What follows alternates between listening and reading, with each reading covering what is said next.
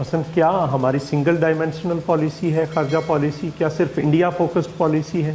China के साथ क्या है हमारा, अमेरिका के साथ क्या है, यूरोप के साथ क्या है, मिडिल ईस्ट के साथ क्या है, सेंट्रल एशियन स्टेट्स के साथ क्या है, और साउथ ईस्ट एशिया के ममालिक के साथ क्या है?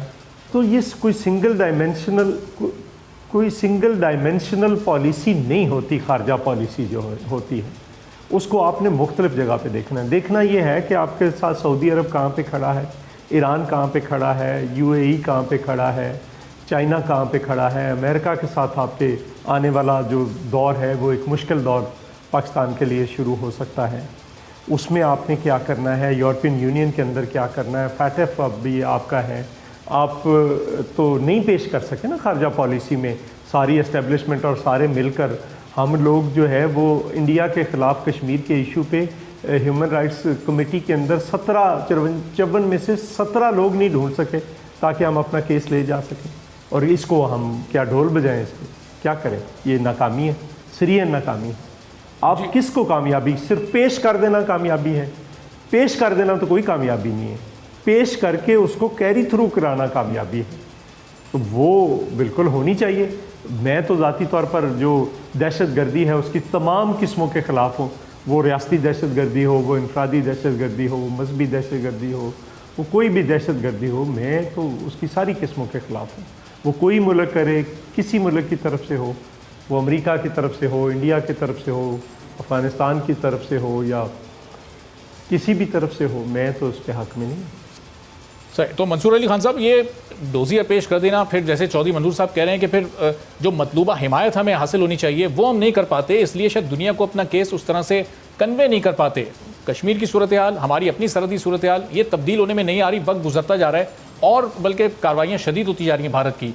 तो फिर करना क्या चाहिए, होना क्या चाहिए? सिर्फ डोजियर पेश करते जाएँ, दुनिया को दिखाते रहें भारत क्या कर रहा है? जो मामला भारत के साथ है, आप इस बात को ज़हन में रखें कि भारत की जितनी बड़ी लॉबी है वर्ल्ड ओवर, मुख्तलिफ कैपिटल्स के अंदर, मुख्तलिफ वेस्टर्न स्टेट्स के अंदर जितनी बड़ी लॉबीज इस पर काम करती हैं, हम फ्रेंकली स्पीकिंग उसके खिलाफ कोई बहुत ज्यादा कोई मौसर किस्म की अपनी कैंपेनिंग नहीं करते। फॉरेन कैंपेनिंग हमारी इतनी स्ट्रांग नहीं है। एक तो दाखिली इंतशार जो हमारे अपने अंदर फैला हुआ है, जो हुकूमत आती है साल 2 साल के अंदर ऑपोजिशन उसके खिलाफ निकल बाहर आती है, वो कहती है जनाब आप इस्तीफा दें, बाहर चले जाएं।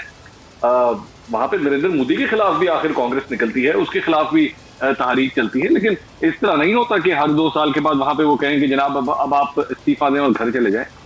लेकिन अफसोस का तौर पे यहाँ पे सूरत हाल कुछ ऐसी ही है। हम सब एक नहीं है, हम सब इकट्ठे नहीं है। लेकिन दूसरी बात, अगर आप ये कहें कि जनाब चूंकि भारत के साथ इस वक्त ये कशीदगी चल रही है तो दाखिली महाज के ऊपर जो है या दाखिली मामला के हवाले से जो है वो कुछ ना किया जाए, तो अवाम तो परेशान है। अवाम अपनी महंगाई की वजह से परेशान है, बैड गवर्नेंस की वजह से परेशान है, जो कुछ अब पिछले 2-2.5 साल के अंदर इस हुकूमत की परफॉर्मेंस रही है उसकी वजह से परेशान है। अब फैसला अवाम ने करना है कि क्या इसी हुकूमत को जो है वो अगले भी 2.5 साल पूरे करने देने हैं या एक बहुत बड़ी तादाद में बाहर निकलना है और उसके बाद इमरान खान साहब के ऊपर प्रेशर डालना है। नहीं, मंसूर अली खान साहब ने, देखिए मंसूर अली खान साहब ने 2-3 इश्यूज इससे पहले भी, मैं इसकी तरफ भी आता हूँ। पहली बात यह है कि भारत अगले साल यूनाइटेड सिक्योरिटी काउंसिल का नॉन परमानेंट मेंबर बनने जा रहा है, बल्कि बन गया है, उसमें टेक ओवर कर लेगा, उसका इन्फ्लुएंस बढ़ेगा। उसके लिए कोई हिकमत अमली किसी के साथ बैठकर तय की है, नहीं की। सारी क्या जमातों को ऑन बोर्ड ले सकते हैं आप? खारजा पॉलिसी की जो स्टैंडिंग कमेटी है उसके ज़रिए ले सकते हैं, उसका नतीजा है। दूसरी बात यह है कि देखें, मुख्तलिफ औकात में खारजा पॉलिसी के अंदर हमारे प्रॉब्लम्स रहे हैं। सिंगल डायमेंशनल पॉलिसी थी अयूब खान के दौर की, भुट्टो साहब ने आकर उसको मल्टी डायमेंशनल कर दिया, रशिया को भी एंगेज कर लिया, चाइना को भी एंगेज कर लिया, दुनिया के बाकी ममालिक को भी एंगेज कर लिया। उसके बाद बीबी ने आकर दुनिया को एंगेज किया। फिर पीपल्स पार्टी की साबका गवर्नमेंट में हमने फ्रेंड्स ऑफ पाकिस्तान बना के दुनिया को एंगेज किया था। तो दुनिया को एंगेज किया जा सकता है। सवाल ये है कि आप जो कहने जा रहे हैं उसकी आपकी मॉरल अथॉरिटी क्या है, नंबर 1। नंबर 2, आपकी बात को दुनिया किस तरह से सुन रही है।